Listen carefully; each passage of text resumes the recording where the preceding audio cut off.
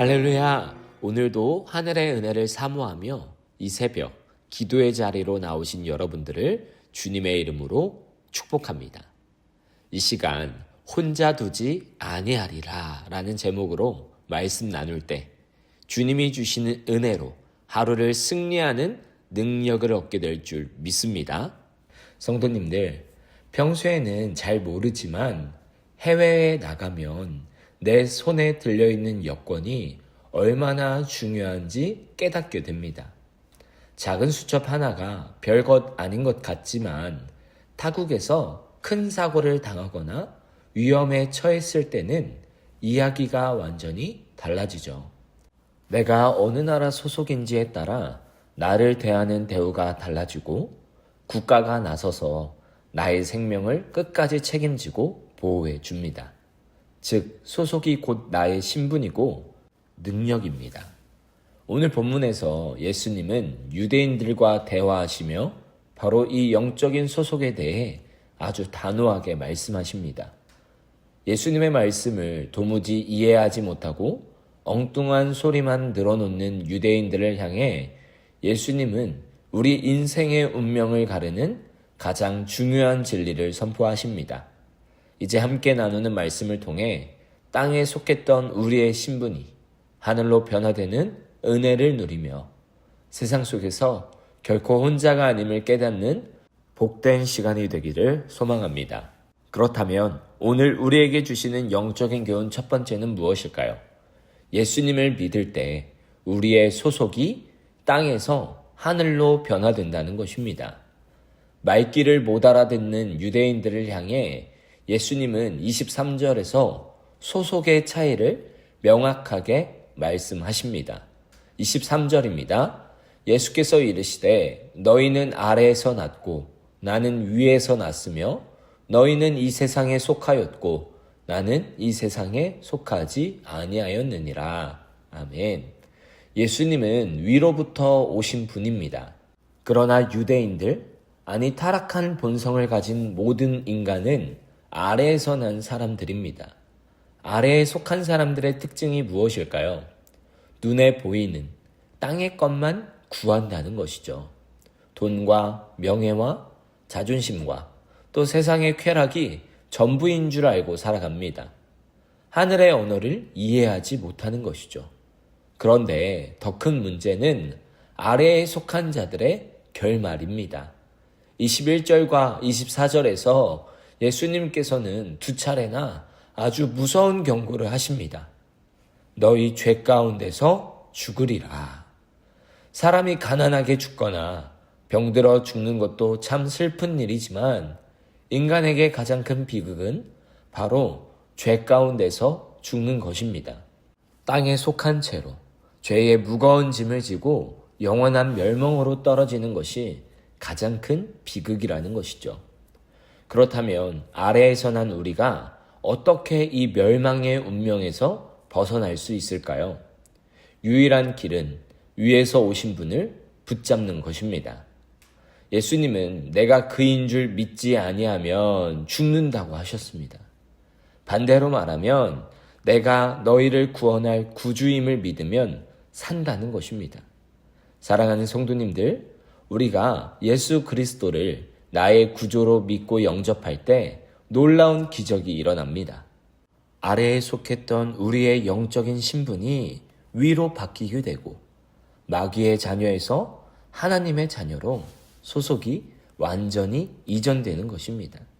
오늘 이 새벽 여전히 땅의 것에 매여 살아가는 우리의 시선을 들어 올리기를 원합니다. 주님, 나는 아래에서 난 죄인이지만 예수님을 믿음으로 하늘에 속한 자가 되었습니다. 라는 구원의 감격이 회복되는 오늘 하루가 되시기를 축복합니다. 두 번째는 하늘에 속한 자는 이 땅에서 결코 혼자가 아니라는 것이죠. 성도님들, 우리나라 사람이 미국이나 낯선 타국에 이민을 가서 살 때 겪게 되는 가장 큰 어려움이 무엇일까요? 언어나 음식 문제도 있겠지만 가장 견디기 힘든 것은 바로 외로움이라고 합니다. 왜 그럴까요? 서로의 문화와 인종, 즉 소속이 다르기 때문입니다. 소속이 다르면 아무리 무리 속에 섞여 있어도 온전히 하나 되기 쉽지 않고 이방인처럼 겉돌기 마련입니다. 우리의 영적인 삶도 마찬가지입니다. 예수님을 믿고 우리의 신분과 소속이 땅에서 하늘로 변화되었을 때 우리가 이 세상에서 필연적으로 느끼게 되는 첫 번째 감정은 바로 외로움일 수 있습니다. 우리는 하늘의 언어를 쓰고 하늘의 가치관으로 살아가는데 세상 사람들은 땅의 것을 구하며 살아가기 때문입니다.